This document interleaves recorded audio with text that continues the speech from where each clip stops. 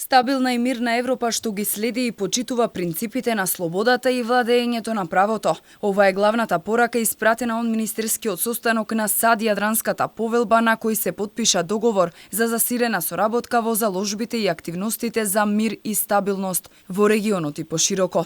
Стратешкиот партнер САД порачува дека стабилноста на Европа е приоритет на кој треба да се фокусираат сите земји, вклучително и регионот. Ние не сме само сојузници, ние сме и пријатели кои што се обединети во една визија за мирна и стабилна Европа која што ги следи, ги почитува принципите на слободата и владењето на правото. Ние сме обединети во нашата одлучност дека действијата како оние што ги видовме во Украина не може да ја дефинираат нашата иднина.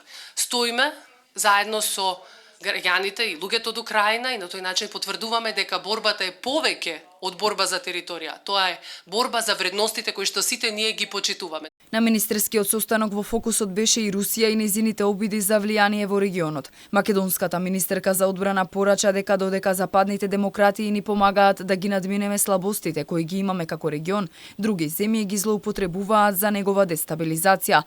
Ќе спречиме било каков обид за влијание во реализацијата на нашите национални и стратешки интереси.